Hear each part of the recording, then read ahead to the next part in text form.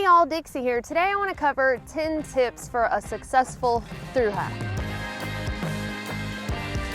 I know throughout my different videos I've given little tips here and there that might be useful for somebody wanting to have a successful first backpacking trip, or more enjoyable backpacking trips, or even a successful thru hike. But I figured it would be a good idea to kind of compile all of these into one list for people to refer back to as they prepare or plan for a thru hike and just need that extra boost of like, okay, these are the things I need to keep in mind. I polled my fellow thru hikers to get some of their input also on this, so this isn't just from my mind but also from other people who have either been successful in their thru hike attempt or even those who were not successful that wish they had done it a little differently. Number one is start early. If you look at the average start date for whatever trail you're wanting to thru hike and say it's April 1st, I really recommend starting about a week or maybe even more than that earlier, just to give yourself some cushion and mental peace knowing that you've planned for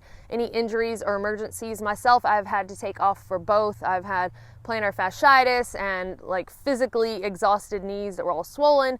And then also I had the emergency on the AT where I had to go home because one of my dogs got sick and ended up passing away. And so just knowing that I had planned and given myself some more cushion time by starting a little earlier than the average start date really did help. And I mean, how unfortunate would it be to get to the end of your hike and get snowed out, or something happens where you're like, if I'd only had one more week I could have finished. So highly recommend starting a little bit earlier than you think you need to. Number two is save as much money as you can. I would say if it's not the number one reason that people quit, it's certainly in the top 2 or 3, and that is they run out of money.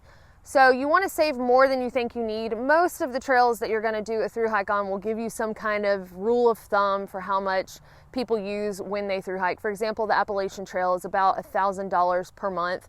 Now you can certainly do it much cheaper, or you could live high on the hog and do it for even more expensive than that, of course. But I would say just save as much as you possibly can, because it's going to allow you to account for, again, any injuries or mishaps. There may be trail angels or a cheap hostel that you can stay at if you have some kind of injury and you're laid up for a few days, but you really can't bank on that. So being able to save as much money as you can and just have that cushion, again, kind of gives you that mental ease of not stressing over something like that. And if you happen to save up an excessive amount of money for your hike and you don't use it all, well, then it's always sitting there waiting for your next adventure. Number 3 is don't overplan. Now, when I first decided I was going to do my first thru hike and I got my AT guidebook, I sat down and I started flipping through every town and tried to calculate, how many miles I thought I might do each day.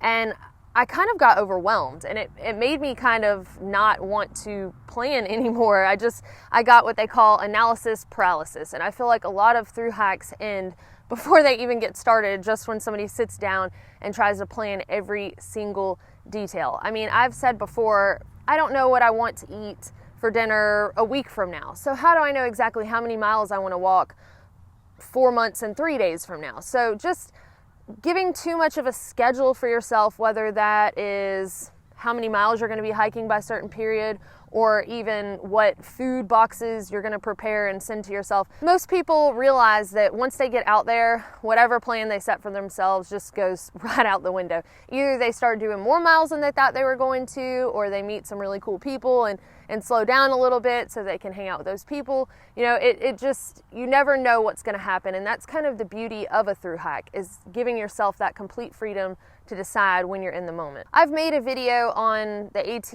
and PCT as far as where I would recommend to send some food drops. I will do the same for the CDT, but most of these trails that you're going to thru hike, they have capitalized on the opportunity to sell food to hikers. So there's almost no sense in buying the food in your town and paying to mail it to yourself in another town where you can get the same food, unless of course you're under some kind of stringent dietary restriction or something like that. And then finally, under this category, I would say do not have a hard finish date if you can help it. So obviously for some of y'all overseas, it's going to be a little bit more difficult. You know, you may have to leave the country at a certain time, but I would say give yourself the maximum time frame that you can, because I know a lot of people, when they have a strict finish date or a flight already set to return home, then that date is in their mind and they just really stress over it. And because a thru hike is more mental than physical, you know, it really can create some issues for them. So don't overplan, don't set yourself to a certain schedule, and don't plan every single meal you want to eat while you're sitting at the house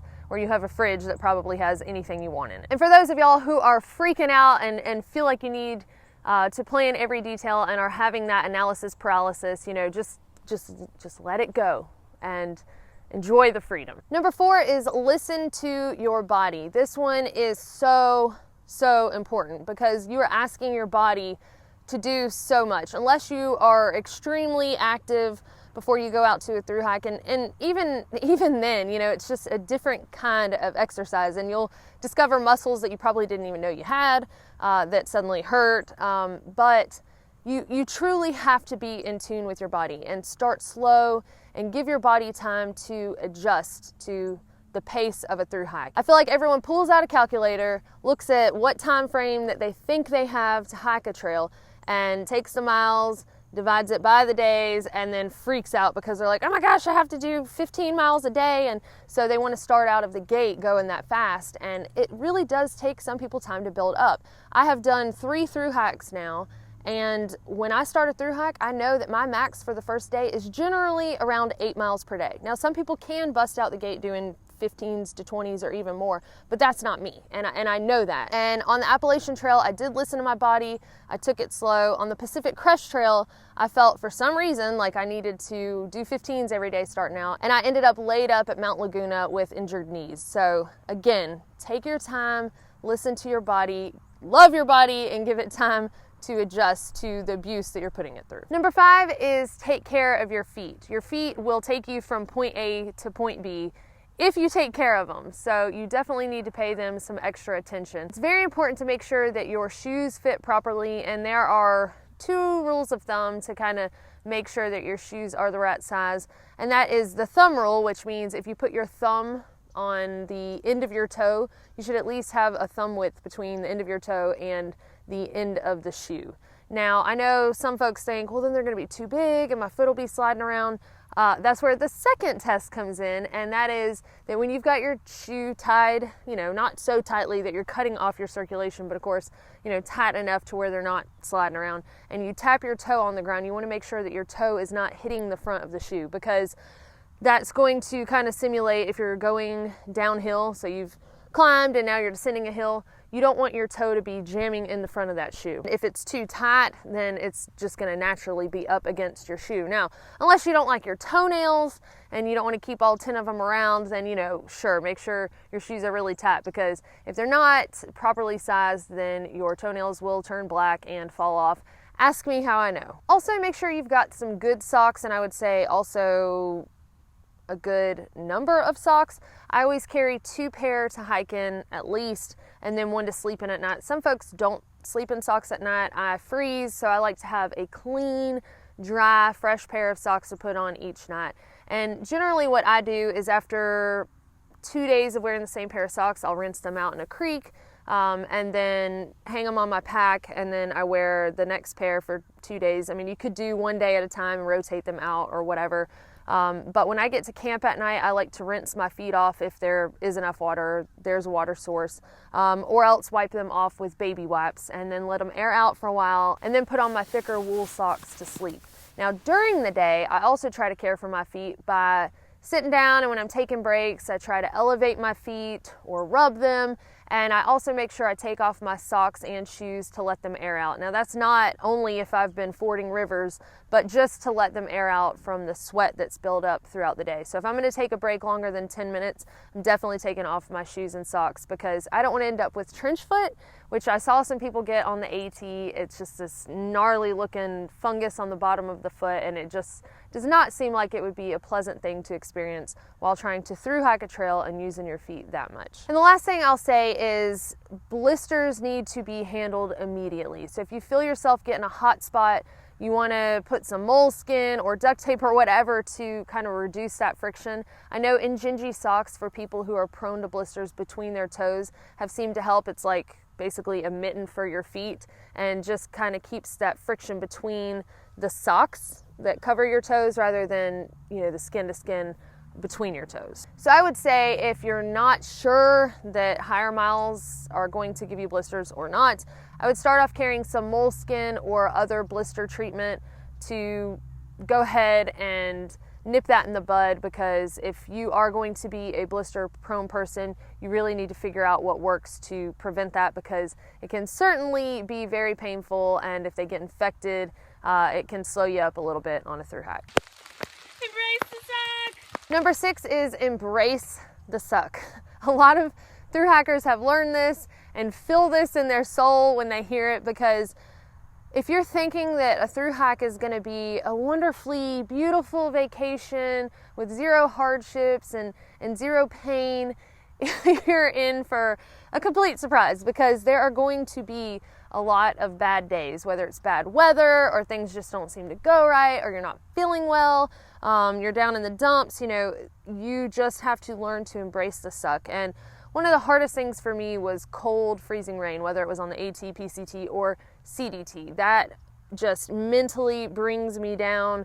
I mean, obviously I'm suffering physically just from being cold, but you know, it's really a mental challenge for me. So I've learned to go, okay, well, these situations that cause me to embrace the suck help me grow. And it's kind of like, you know, a plant being rained on, it helps them grow. So I try to tell myself that in my mind, that the rain is helping me grow and to be a tougher person, whether that's physically, mentally, emotionally, all that stuff, you know. So those hardships are really the things post-trail that you will be like, wow, I really did grow from that experience. So I think putting that in your mind and learning to tell yourself, just embrace the suck, because I'm going to come out of this a better person in some way, shape, or form. Whether that means that you just appreciate having a roof over your head or a flushing toilet or running water in the future. Number 7 is test run your gear. Now this is one of those do as I say, not as I do things,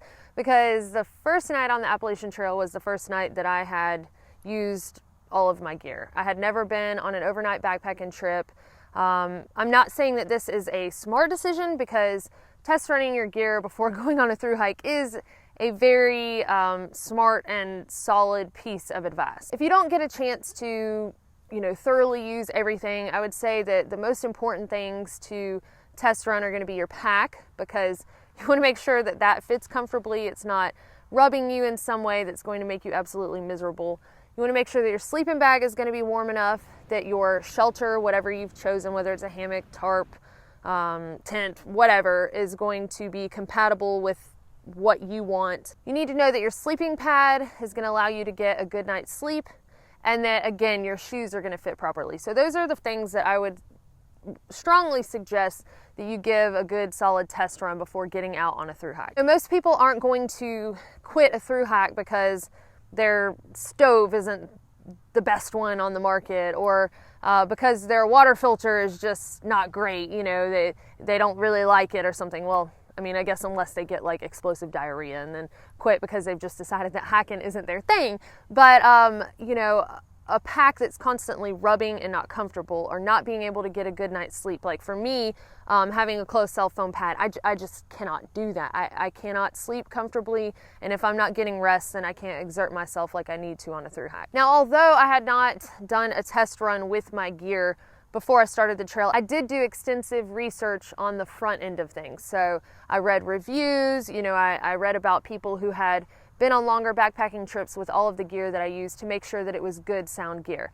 Now, I did end up upgrading, and even the folks that I knew that went through test runs with their gear ahead of time, I seriously do not know one single thru hiker that I was around on the AT, and probably even the PCT and CDT, that did not upgrade something, because you just figure out something that will help you be more efficient or more comfortable. And when you're using some piece of gear for months on end, then it really does make a big difference. So this kind of ties into the budget thing. Definitely make sure that you have an extra budget for upgrading gear, because again, I don't know anyone that has not swapped out some piece of equipment while on a thru hike. Number 8 is don't overpack. And that's a little difficult because I feel like everyone carries either too much stuff, like too much food, too much water, or excessive gear, maybe a lot of luxury items, and nobody knows until they get out there what that exact line is for them, where it's like, I need this thing for comfort and it's worth the extra weight to me. So this is something that you really do figure out as you go. But I would say if you think that you don't need it, try to have self-control to leave it at home, because if it's not something that you absolutely need, you can always have it sent out to you if you decide that you really do want it. I've seen people just carry some of the most ridiculous things, and I don't get to decide what's ridiculous for somebody else, so it's really not fair. But for example, like a big thick photo album, of your family, it's a nice gesture for somebody to say, here are pictures to remember us by, but maybe just carry like a picture or two, Anyway, if you're interested in learning more about the gear that backpackers tend to carry, especially thru hikers, and then end up ditching, I do have a video called Gear Backpackers Ditch First. And some of those things I carry myself, like, for example, my collapsible Sea to Summit cup. I really like having that. I like to drink my coffee while I eat my food, so I want a cup and a pot, but that is something that a lot of people tend to ditch first. So anyway, you can check out that video. But again, the rule of thumb is if you look at it and you're like, I don't really need this, then just leave it at home. And if you find yourself truly wishing you had it, then have somebody send it to you. Number 9 is realize ahead of time that it is more mental than physical. Yes, a thru hike is, of course, a very physical activity. I honestly don't think I've ever exerted myself so much in a 6-month period. But what's more difficult than the physical aspect is the mental aspect, is knowing ahead of time and preparing yourself that you are going to have bad days. You are going to have times where you're miserable. You may have times where you think about quitting. But I think realizing that ahead of time and telling yourself that, and maybe thinking of some strategies that might help you to handle those situations. So making a list of why you want to thru hike, making a list of how a thru hike will benefit your life, and then checking back in with some of those things when you struggle. That's something that I did on my thru hike of the AT. And then after that, I kind of learned the things that helped me during some of the harder times, and I applied those to my other thru hikes. So, just think about in life when you're going through a tough time, what kind of helps you pull through that mentally, and try to find some way that you can apply that for the trail. But knowing that and planning that ahead of time, I think is very important, because yes, while you will be physically sore, being able to have mental toughness will help you pull through those more difficult days where it's not so much the physical things that are getting you down, but just that, nothing's going right, this is miserable, I want to go home mindset. Number 10 is hike your own hike. Now, I know if you're a previous thru hiker, you're probably like, oh, I hate that saying, because it's way overused and a lot of times not in the way that it was necessarily originally intended. Like, I'm not going to follow leave no trace standards, mind your own business, hike your own hike. Like, not necessarily what that's meant for. So hike your own hike is like, if you want to hike with a dog, go for it. If you want to sleep until 8 a.m. and then cook breakfast and then hike, and you end up not hiking like myself, then that's fine. That's your business. If you want to wake up at 5 a.m. and get up and eat a bar as you're packing up and worry about eating later when you take a break or something, then go for it. Basically, it's find out what works for you and do that, because you might get some resistance from friends and family who don't understand what you're doing, but what you have to remember is this is a time in your life that you have carved out to do exactly what you want to do, and you have the freedom to really make that decision every day. And to make every day what you want it to be. I mean, sometimes Mother Nature disagrees with what you think it's going to be. But, I'm a very big fan of designing your own life. And I think that a thru hike is a time in people's lives where they have made the time to truly do that.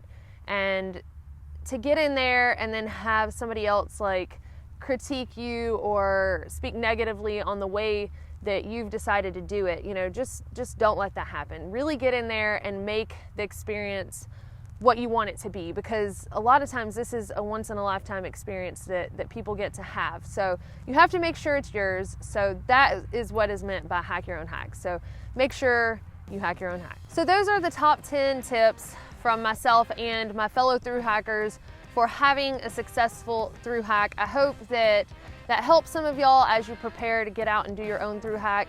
And if you've been on a long distance backpacking trip and you have any tips for folks or want to expand on any of these or have questions for me about any of these, please feel free to leave all of that in the comments section. And thank y'all so much for watching. We will see y'all next time.